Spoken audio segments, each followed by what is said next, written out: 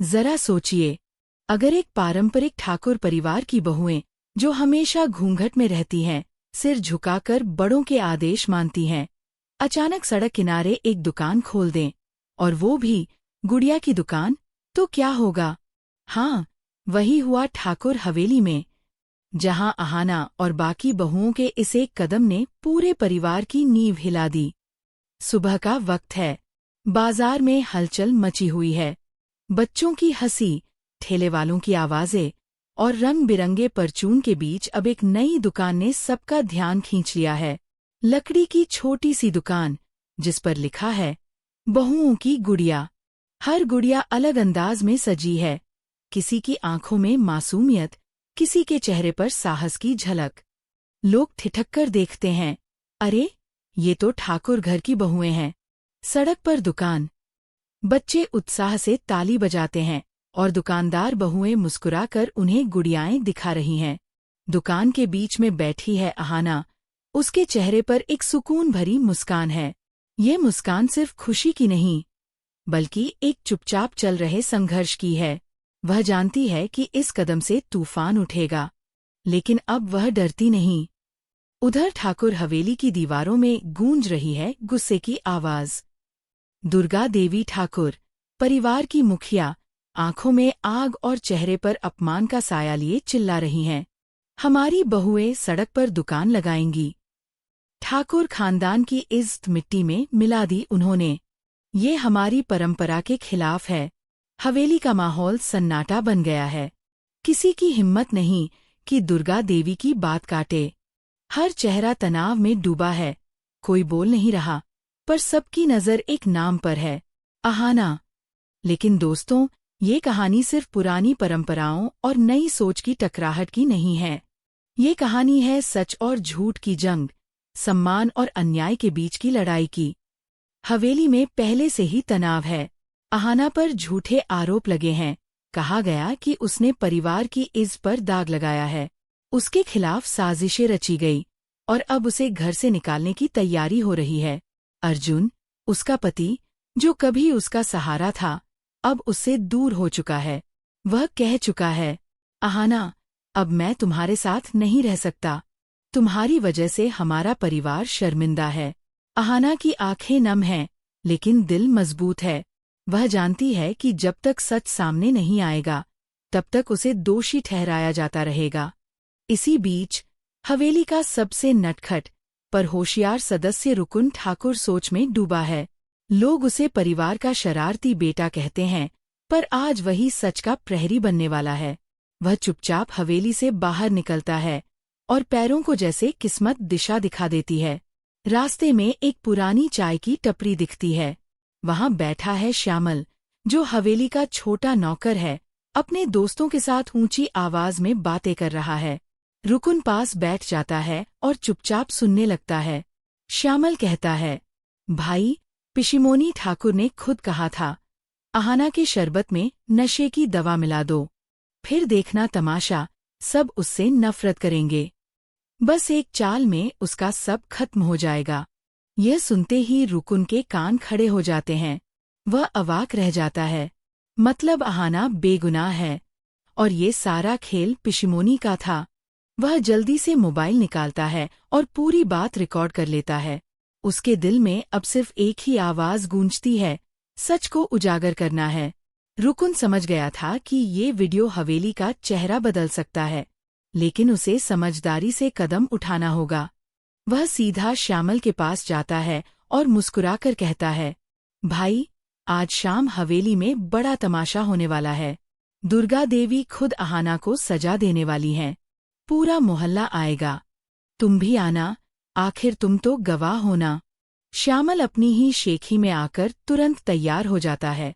उसे लगता है कि आज का दिन उसके लिए मनोरंजन का होगा, पर उसे क्या पता, आज का दिन उसके जीवन का सबसे बड़ा सबक बनने वाला है।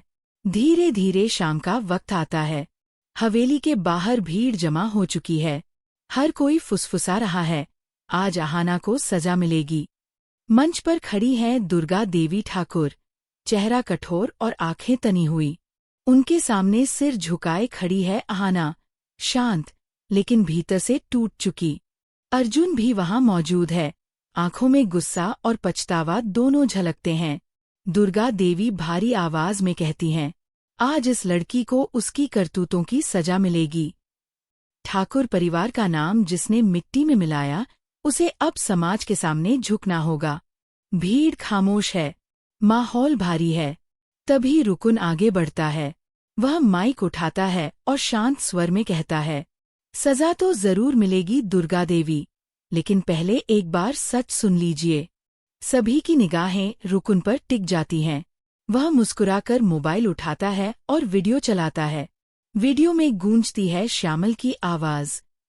पिशिमोनी ठाकुर ने खुद कहा था, अहाना के शरबत में नशे की दवा मिलानी है। पूरा माहौल एक पल में बदल जाता है। हवेली में सन्नाटा छा जाता है। अर्जुन की आंखों में पछतावे की चमक आती है, जबकि पिशिमोनी का चेहरा सफेद पड़ जाता है। दुर्गा देवी के होंठ कांप रहे हैं। अब सच उनके सामने था। पूरा ठाकुर परिवार एकदम स्तब्ध था। वीडियो खत्म होते ही हवेली के प्रांगण में सन्नाटा छा गया। कई लोगों ने सिर झुका लिया, कुछ की आंखों में अपराध बोध था, और कुछ ऐसे थे जो अब भी यकीन नहीं कर पा रहे थे कि अहाना निर्दोष है। रुकुन धीरे से माइक नीचे रखता है और कहता है, ये है वो सच जिसे सबने अनदेखा किया। अहाना भाभी पर जो इल्जाम लगाया गया, वो सिर्फ एक चाल थी, और वो चाल चली थी पिशिमोनी ठाकुर ने, जिन्हें सब आदर्श मानते हैं। भीड़ में सरगोशियां शुरू हो जाती हैं। पिशिमोनी का चेहरा गुस्से और डर से लाल हो गया है। वह चिल्लाती हैं, झूठ है ये सब बनावटी वीडियो है। मुझे बदनाम करने की साजिश की जा रही है। लेकिन रुकुन तुरंत जवाब देता है, अगर झूठ है तो फिर बताइए पिशिमोनी, इस आवाज में आपकी बातें क्यों सुनाई दे रही हैं? आप ही तो कह रही थीं, अहाना को सबक सिखाना है। अब क्या कहेंगी? दुर्गा देवी, जो अब तक मौन थीं, धीरे धीरे मंच से नीचे उतरती हैं। उनकी आंखें पिशिमोनी पर टिक जाती हैं। गुस्से में लेकिन सधे हुए कदमों से वे पास आती हैं और कहती हैं, पिशिमोनी, ठाकुर परिवार की इज्जत बचाने के नाम पर तुमने एक निर्दोष पर कीचड़ उछाली। जिस बहू ने इस घर को संभाला, उसी की गरिमा तुमने तोड़ी। पिशिमोनी चुप हैं, लेकिन उनकी सांसें तेज हैं। दुर्गा देवी की आवाज और भारी हो जाती है। आज जो सजा अहाना के लिए तय की गई थी, अब वही सजा तुम्हें मिलेगी, ताकि ये समाज देखे कि औरत का अपमान करने वाली औरत भी माफ नहीं की जाएगी। पूरा मोहल्ला तालियां बजाने लगता है।